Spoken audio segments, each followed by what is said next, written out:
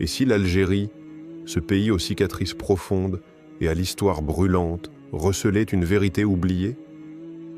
Et si ce territoire, souvent regardé à travers le prisme de la politique et du passé colonial, cachait en réalité une clé spirituelle, une mission divine, liée au retour imminent du Mahdi, des montagnes de l'Atlas aux profondeurs du Sahara, en passant par les zaouïas silencieuses et les récits transmis de génération en génération.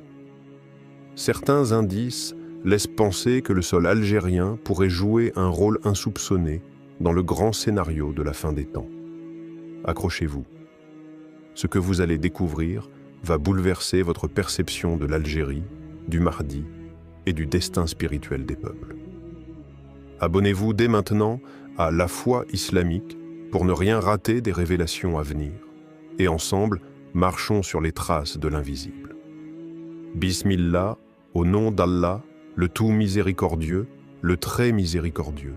Ô Allah, fais descendre sur nos cœurs la lumière de la vérité, éclaire nos âmes par ta sagesse et fais de nous des témoins sincères de tes signes.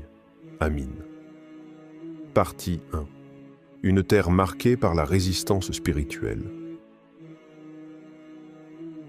L'Algérie. À première vue, une étendue de terre rugueuse, de montagnes fières, de plaines battues par les vents du désert. Mais à qui sait écouter les silences de cette terre, elle raconte une autre histoire, celle d'un peuple qui a toujours résisté, non pas seulement aux armées étrangères, mais à l'amnésie de l'âme. Ici, la résistance n'est pas une simple lutte physique. C'est une armure tissée de foi, une mémoire spirituelle qui refuse de se dissoudre. Lorsque l'on évoque l'histoire de l'Algérie, trop souvent, on s'arrête à l'insurrection, au sang versé, à l'indépendance. Mais sous la surface visible, il y a eu un autre feu qui a brûlé sans jamais s'éteindre, celui du dhikr, de la prière dans la nuit, des pleurs invisibles versés dans les coins sombres des zaouïas. C'est là que tout commence. Dans l'ombre, loin des projecteurs de l'histoire officielle, des hommes et des femmes ont porté un secret, celui de la foi qui ne se plie à aucune puissance, si ce n'est celle d'Allah. Il suffit de monter dans les montagnes de l'Ouest, de franchir les seuils humbles des anciennes zaouïas pour sentir le poids de cette mémoire. Les murs sont faits de pierre, mais les pierres, elles, sont imprégnées de versets récités depuis des siècles. Des invocations anciennes, certaines transmises depuis les temps andalous, d'autres venues des confins du désert, s'élèvent encore à l'aube. Elles parlent d'un monde à venir, d'un homme guidé, d'un rétablissement de la justice. Le nom du Mahdi, parfois chuchoté, parfois évité, revient dans les prières, comme un espoir tissé dans le quotidien. Dans ces lieux reculés, des chairs à la barbe blanche parlent de visions, des rêves intenses, répétés, partagés par des disciples sans s'être concertés. Dans ces visions, un homme de lumière surgit entre les flammes du chaos. Il parle peu, mais son regard commande les cœurs. Est-ce un fantasme mystique, une projection spirituelle née de siècles de souffrance? Peut-être, mais peut-être aussi est-ce le reflet d'une vérité oubliée. L'émir Abdelkader en est la figure la plus éclatante. Chef militaire, certes, mais avant tout un homme de science, de méditation, un disciple soufi profondément enraciné dans la spiritualité. Lui-même écrivait que la guerre sans foi n'est qu'un élan vide. Il combattait avec l'épée, mais invoquait avec le cœur. Ses lettres, ses discours, sa conduite, tout témoigne d'un homme en quête du bien suprême, du règne du juste. Et certains parmi ses proches pensaient que l'émir préparait en silence le terrain pour un avenir plus grand, peut-être même l'avènement du Mahdi. Ce lien profond entre l'Algérie et la spiritualité résistante n'est pas une légende. Il est inscrit dans la peau même de ses habitants, dans le regard des vieilles femmes qui prient sans cesse pour la délivrance, dans les chants des enfants qui répètent sans comprendre les noms sacrés, dans les invocations murmurées dans les cimetières entre les tombes de martyrs et de saints. Ce n'est pas une terre neutre, c'est une terre qui a souffert pour sa foi. Et dans la logique divine, ce genre de souffrance n'est jamais vaine. Le prophète, nous a décrit une époque où les croyants seraient éprouvés, humiliés, affamés, mais accrochés au fil de la foi, coûte que coûte. L'Algérie, avec ses plaies ouvertes et son cœur vivant, semble incarner cette prophétie. Peut-être est-ce pour cela que certains pensent que Dishkan Satin, qu'elle détient une clé cachée. Pas une clé matérielle, mais un sceau spirituel, profondément enfoui dans les cendres de l'histoire. Une clé que seuls les cœurs éveillés sauront reconnaître lorsque l'heure approchera. Partie 2. Des hadiths mystérieux sur l'ouest du monde islamique. Il existe des paroles du prophète qui ne se dévoilent qu'à ceux qui osent interroger le silence. Des hadiths qui semblent simples à première vue, mais qui prennent une profondeur troublante lorsqu'ils sont lus à la lumière des événements du temps de la fin. Et parmi ces hadiths, certains évoquent un mouvement, un sursaut, un réveil, venant de l'ouest du monde musulman. Le prophète aurait dit « Des gens viendront du Maghreb, portant des drapeaux noirs et ils soutiendront le Mahdi. » Un autre hadith, plus énigmatique encore, parle d'un peuple béni qui, lorsque le Mahdi apparaîtra, se lèvera pour lui prêter allégeance, alors que d'autres peuples, pourtant plus proches, le rejetteront dans un premier temps. Des traditions évoquent aussi une armée victorieuse qui traversera les terres arides, venant de l'ouest, pour rejoindre l'imam choisi par Allah. Mais alors, une question surgit, brûlante comme le sable du Sahara. Ce Maghreb, dont parlent ces hadiths, ne pourrait-il pas être l'Algérie? Car si l'on regarde avec les yeux du cœur, n'est-elle pas à la fois à l'ouest géographique et au centre des douleurs islamiques modernes? N'est-elle pas ce pays qui a connu la colonisation, la dépossession, les tentatives d'effacement religieux, sans jamais céder? Les ancêtres de ce peuple ont tenu tête à l'envahisseur avec des armes rudimentaires, mais un cœur trempé dans le tawhid. Et si leurs descendants étaient destinés à mener une autre bataille, non plus pour une terre, mais pour une vérité, non plus pour une frontière, mais pour le rétablissement d'un ordre divin, le drapeau noir que mentionnent certains hadiths, souvent attribués à tort ou à raison à des groupes contemporains, pourrait-il en réalité désigner un symbole de pureté, de justice restaurée, porté par des hommes sincères venus de l'Ouest? Dans les cercles restreints de certains ulémas contemporains, des voix s'élèvent discrètement. Elles disent « Regardez le Maghreb, il recèle un secret ». D'anciens manuscrits parlent de lignes de transmission spirituelle qui n'ont jamais été interrompues. Des zaouïas encore vivantes murmurent les noms anciens de ceux qui ont vu dans leurs rêves un cavalier de lumière, un homme guidé marchant vers le cœur du monde islamique. Ceux qui savent ne crient pas. Ils se taisent, mais enseignent à leurs élèves à lire entre les lignes. Ils disent que certaines chaînes d'initiation spirituelle prennent racine dans l'ouest pour se diriger vers le centre, comme si le souffle du renouveau partait toujours des extrémités. Et si ce silence sur le rôle du Maghreb dans la fin des temps n'était pas dû à l'oubli, mais à une préservation divine? Un voile posé par le Très-Haut pour ne pas attirer les regards trop tôt. Car le Mahdi, selon les récits, ne viendra pas dans le vacarme. Il apparaîtra dans un monde en déséquilibre lorsque les voies de la justice auront été étouffées. Et ceux qui le reconnaîtront, dit-on, ne seront pas forcément les puissants ni les savants officiels, mais ceux dont le cœur aura été préparé depuis des générations en silence. Et où trouve-t-on aujourd'hui un peuple qui, malgré ses blessures, continue de murmurer le nom d'Allah dans les épreuves? Où voit-on encore les jeunes se lever pour défendre la Palestine dans la rue, même sans ordre, même sans soutien? Où les veuves récitent-elles encore le Coran pour des fils tombés au combat sans que personne ne le voie? L'Algérie ne se proclame pas détentrice d'un secret. Elle avance, discrète, fatiguée parfois, mais debout. Et dans ce silence réside peut-être une promesse. Une promesse faite aux peuples qui ne trahiront pas lorsque l'appel sera lancé. Partie 3. Les lignées cachées et les familles gardiennes du secret. Dans les ruelles poussiéreuses de certaines vieilles cités algériennes, il existe des maisons dont la porte ne s'ouvre qu'aux gens de confiance. Pas par orgueil, mais par nécessité. Derrière ces murs silencieux vivent des familles dont les noms ne sont presque jamais prononcés dans les journaux, mais qui sont murmurés avec un profond respect par ceux qui savent. On les appelle les Tchorfa, les nobles, les descendants du prophète. Leur existence traverse les siècles sans jamais faire de bruit. Ils ne cherchent ni gloire ni pouvoir, mais leurs arbres généalogiques, conservés à l'encre sur des parchemins anciens, retracent des lignées remontant à Fatima az-Zahra et à l'imam al-Hassan ou al-Hussein. Leur sang porte la mémoire du message, et leurs cœurs battent au rythme d'un savoir transmis hors des regards. Certains vivent dans les montagnes, d'autres dans les oasis reculées, parfois même au cœur de grandes villes, mais toujours dans la discrétion. Ils n'enseignent pas dans les universités, mais dans les cercles restreints, où l'on parle peu et où l'on écoute beaucoup.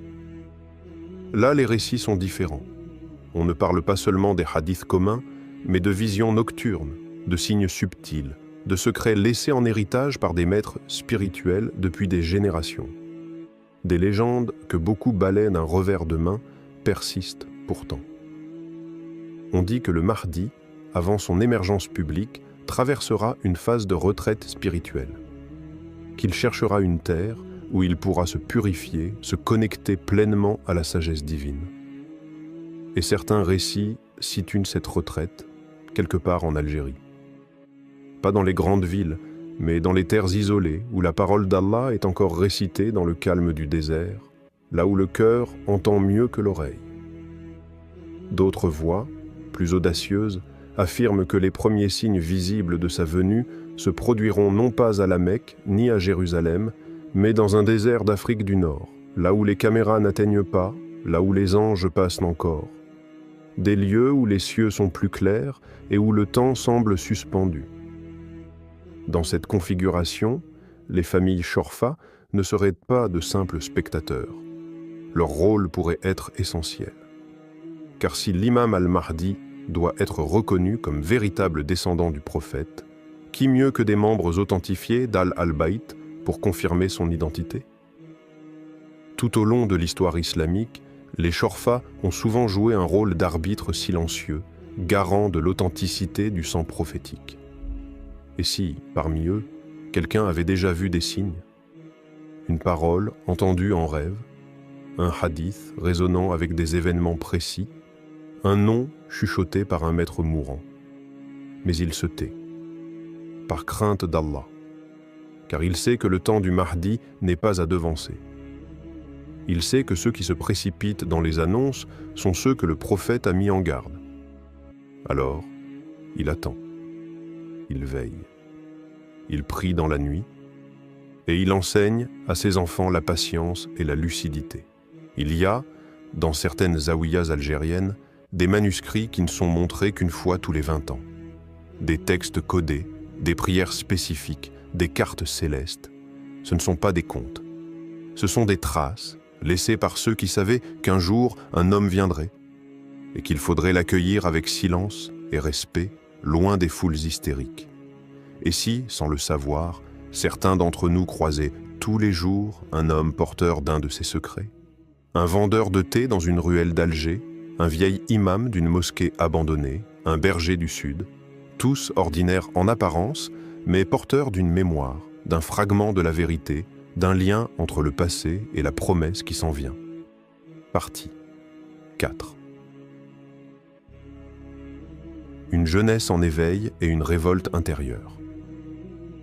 Ils marchent dans les rues d'Alger, Oran ou Constantine, écouteurs dans les oreilles, capuche sur la tête, regard perdu dans un monde qui ne leur ressemble plus. Ils ne croient plus aux discours politiques, ni aux promesses d'un avenir meilleur. Ils ont vu trop d'injustices, trop de mensonges. Et pourtant, sous les apparences d'une jeunesse fatiguée, quelque chose bouge, quelque chose brûle. On les croit perdus dans la musique, les réseaux, les illusions modernes. Mais dans leur téléphone, on trouve des extraits de conférences religieuses, des rappels sur le Dajjal, des vidéos sur la fin des temps. Le cœur cherche autre chose. Le monde matériel les a trahis, alors ils tournent leur visage vers le ciel. Pas par tradition, mais par soif. Une soif que rien ne peut étancher, sauf la vérité. Dans une mosquée de quartier, un jeune qui n'avait jamais prié commence à faire le fajr, seul, en cachette. Dans une cité populaire, un autre rassemble ses amis autour d'un verset du Coran. Un troisième efface les musiques de son portable pour y mettre les récitations du cheikh Al-Husari. Ce ne sont pas des anecdotes, ce sont les signes d'un basculement. Ils sont des milliers, parfois silencieux, mais leur cœur bat au rythme d'une attente invisible. Ils ne le disent pas toujours, mais ils le sentent. Quelque chose approche. Une ère, un homme, un espoir. Pas un héros fictif, pas une révolution de façade, mais un vrai retournement de l'histoire. Le Mahdi. Ils ne savent pas quand, ni comment, mais ils sentent que cela les concerne, de près. Leur révolte n'est pas celle des pierres, ni des slogans. C'est une révolte intérieure, profonde. Un refus de vivre à genoux, un refus de voir leur religion réduite à des apparences vides. Ils veulent la justice. Pas celle des tribunaux humains, mais la justice d'Allah, incarnée dans une figure prophétique, spirituelle, pure. Leur souffrance est réelle. Ils voient la Palestine en feu, les enfants de Gaza sous les bombes, la Syrie brisée, le Yémen affamé. Ils voient les dirigeants musulmans divisés, vendus, muets. Ils ressentent une blessure collective, une humiliation qui s'est infiltrée jusque dans leurs os. Mais cette douleur ne les détruit pas, elle les réveille. Dans certains cercles, les jeunes parlent du Mahdi comme d'un frère qui les comprendrait. Un homme sans corruption, sans clan, sans orgueil. Un homme que le monde n'attend pas, mais que, au fond d'eux, espèrent chaque jour. Et dans leur invocation nocturne, certains le demandent, sans même savoir pourquoi. Ô Allah, fais que nous soyons de ceux qui le reconnaîtront. Ce qui se passe aujourd'hui en Algérie n'est pas une simple quête identitaire. C'est un retour à la source, un besoin de sens, de lumière, de transcendance. Et quand les jeunes ne trouvent plus de repères dans ce monde, ils retournent à la parole d'Allah, à la prophétie, à la certitude qu'un homme viendra briser le cycle de l'oppression. Ce peuple que l'on a voulu faire taire, qui a tant subi, qui a vu ses rêves d'indépendance piétinés par l'élite et ses ressources pillées par les puissants. Ce peuple n'a pas été détruit. Il a été purifié par l'épreuve. Et maintenant, il regarde vers l'horizon. Il ne crie pas, il n'explose pas, il attend, avec un calme prophétique. Et si le premier cri de ralliement ne venait pas des grandes capitales musulmanes, mais des ruelles d'un quartier d'Alger? Et si, dans la voix tremblante d'un jeune récitant le Coran, se cachait déjà l'écho d'une ère nouvelle? L'histoire aime les surprises. Et Allah choisit ses soldats là où personne ne regarde. Partie 5. Le rôle caché de l'Algérie dans le plan divin. Il y a des terres qu'Allah façonne à travers l'épreuve, des peuples qu'il prépare dans le silence, loin des caméras, loin des capitales brillantes.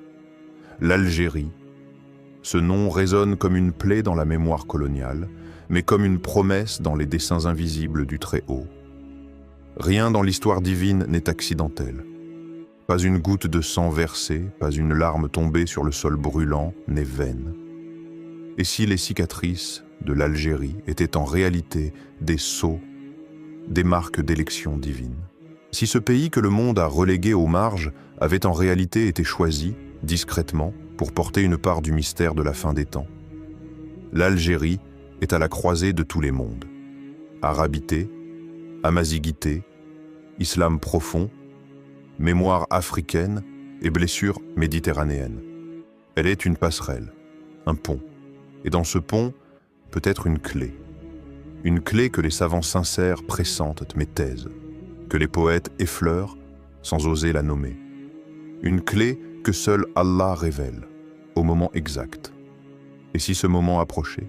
Les montagnes de Kabylie, témoins d'une résistance millénaire, ont vu passer des saints inconnus, des awliya, dont les tombes sont oubliées, mais dont la lumière continue d'embraser les cœurs.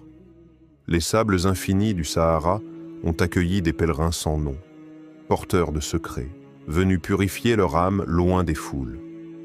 Dans les Zawiyas, certains maîtres murmurent encore « Il viendra du désert, il viendra de l'oubli ». Et si justement, le Mahdi ne venait pas d'Algérie mais devait y passer pour y être reconnu, fortifié, purifié avant de paraître à la face du monde? Et si ce pays, abîmé par les conflits, avait été rendu humble pour devenir digne de recevoir l'un des plus grands événements de la fin des temps? Certains récits anciens évoquent des signes apparaissant dans l'ouest du monde islamique. Certains savants chuchotent que le Mahdi ne sera pas reconnu immédiatement en Orient, mais qu'un peuple de l'ouest, mûri dans l'adversité, l'élèvera avant les autres. Et si c'était là le rôle d'un peuple façonné par la douleur, par la foi et par une espérance silencieuse? Mais ce rôle, s'il existe, n'est pas un honneur de façade. C'est une responsabilité redoutable. Porter la flamme du Mahdi, ce n'est pas crier son nom dans les rues. C'est purifier sa langue du mensonge, son cœur de la haine, ses actes de l'hypocrisie. C'est se tenir prêt, en silence, dans la piété, dans l'humilité. Et toi qui écoutes ces mots, serais-tu prêt à porter ce poids sacré? Il se pourrait que les anges observent déjà, que les cieux aient commencé à frémir.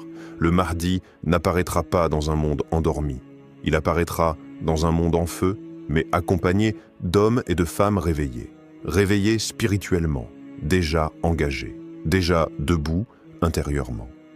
L'Algérie n'est peut-être pas juste une blessure de l'histoire. Elle est peut-être un saut, une station, une halte dans le parcours d'un homme guidé par Allah. Une terre qui, dans son humilité, cache la force de l'invisible.